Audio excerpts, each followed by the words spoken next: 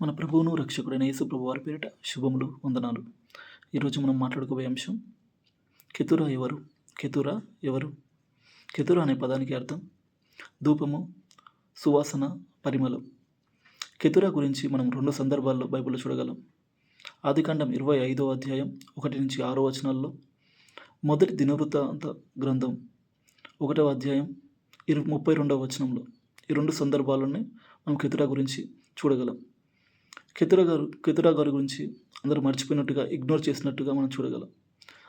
Abraham గారు దగ్గర ఉపపత్నిగా ఉండి శారా గారు చనిపోయిన తర్వాత 127వ సంవత్సరాలు బ్రతికి తర్వాత చనిపోయిన తర్వాత అబ్రహాం గారు 137వ వయసు ఉన్నప్పుడు కెతురా గారిని వివాహం చేసుకున్నట్లుగా మనం చూడగలం. అప్పుడు కెతురా వయసు 20-40 మధ్యలో ఉంటుంది అని స్కాలర్స్ చెప్తుంటారు. ఆ వయసులో, వృద్ధాప్యంలో అబ్రహాం గారు ఇష్మాయిల్ గారిని, ఇస్సాక్ గారిని కనిన తర్వాత, ఇస్సాక్ గారిని వాగ్దాన పుత్రుని కనిన తర్వాత ఒకే లేదా 2 కుమారులతోనే మిగిలిపోకుండా కెతురా ద్వారా 6 పిల్లల్ని కంటాడు. 6 పిల్లల్ని కని వారి పేర్లు ఏమనగా జిమ్రాను, యోక్షాను, మెదాను, మిద్యాను, ఇష్బాకు, షావాహు.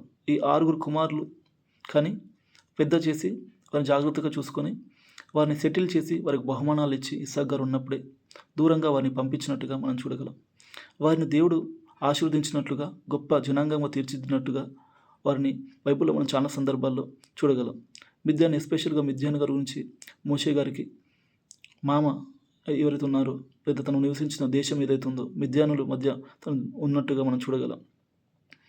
సో దేవుడు అబ్రహాం గారికి ఇచ్చిన వాగ్దానం చొప్పున గొప్ప జనాంగాన్ని తండ్రిగా చేస్తాను, గొప్పగా ఆశీర్వదిస్తున్నాను అని చెప్పిన మాట కెతురా ద్వారా కూడా మనం చూడవచ్చు. 6 సంతానం ఇచ్చి 6 జనాంగాలను గొప్పగా దీవించి బైబిల్లో వారిని గొప్పగా దీవించినట్టుగా, ఆశీర్వదించినట్టుగా మనం చూడగలం.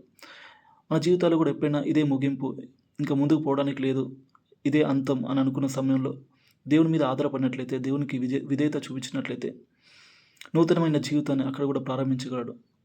అబ్రహాం గారికి 137 వయసు ఉన్నప్పుడు 6 కుమారులను ఇచ్చాడు.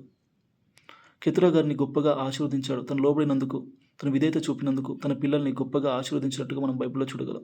మన జీవితాల్లో కూడా అటువంటి ఆలోచన ఉన్నట్లయితే, ఏ స్థితిలో, ఏ స్థాయిలోనైనా, ఎటువంటి బాధలో, ఇబ్బందులనైనా ఖచ్చితంగా దేవుని మీద ఆనుకున్నట్లయితే మనం దేవుడు దీవిస్తాడు అని చెప్పడానికి నిదర్శనంగా మనం వీరి జీవితాన్ని మనం చూడవచ్చు. Thank you.